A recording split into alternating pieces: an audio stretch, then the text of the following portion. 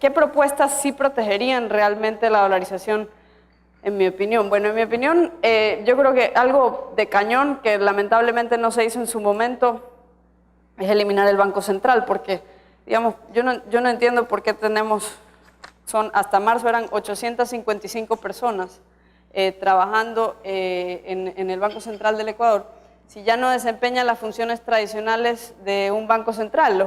¿Cuáles son las funciones tradicionales de un banco central? Emitir dinero y ser prestamista de última instancia.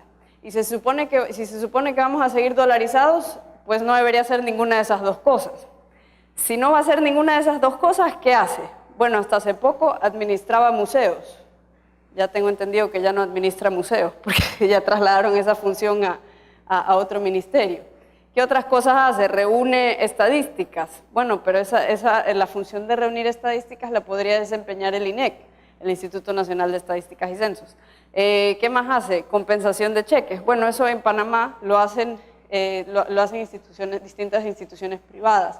Lo podría hacer, si no les gusta que lo hagan instituciones privadas, lo podría hacer la Superintendencia de Bancos.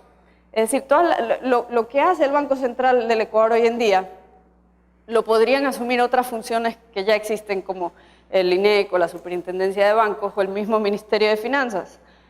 Ahora, si sigue, ¿por qué es importante eliminar el Banco Central? Porque mientras existe ahí esa tentación latente de volver a la moneda nacional, y no solo eso, sino que tienen todo el poder legal y constitucional de hacerlo, porque el artículo 303 de la Constitución de Montecristi dice que la política crediticia, cambiaria y monetaria es una jurisdicción del presidente, del Poder Ejecutivo.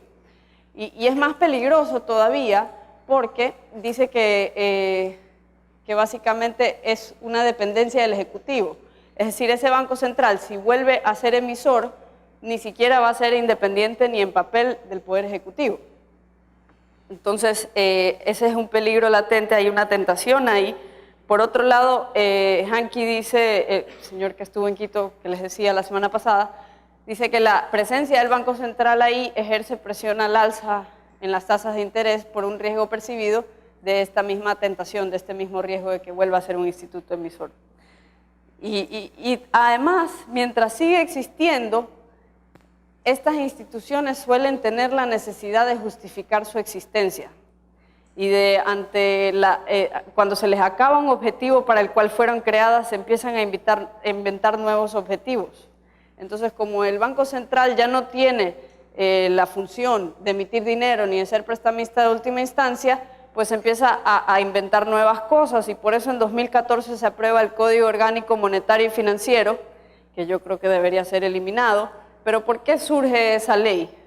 Porque básicamente se les ocurrió que el Banco Central está ahí para administrar la liquidez en una economía dolarizada. Pero ¿quién administra la liquidez en una economía dolarizada como la panameña?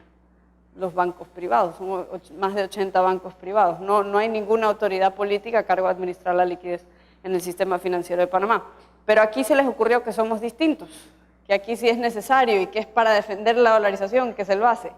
Pero bueno, para hacer eso, con la idea de administrar la liquidez, crearon un montón de nuevos poderes para el Banco Central, poderes que no había tenido en estos 15 años de la dolarización, poderes muy peligrosos, como por ejemplo, invertir las reservas bancarias en activos que solamente el gobierno considera líquidos.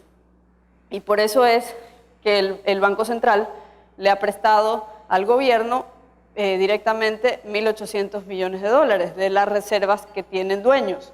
¿Qué dueños? ¿Quiénes son los dueños? Los depositantes en los bancos privados, los afiliados al Seguro Social. Y entonces esas reservas que supuestamente el Banco Central concentra para tenerlas líquidas y gestionar la liquidez, lo que están haciendo es en gran medida gastársela en bonos del gobierno central y en financiar instituciones financieras públicas como aquellas que financian proyectos de vivienda popular, por ejemplo. Entonces, eso pone en riesgo la estabilidad, no tanto de la dolarización, sino del sistema financiero, porque digamos, esas reservas que tienen dueños pueden no estar disponibles en el momento que esos dueños requieran o demanden liquidez.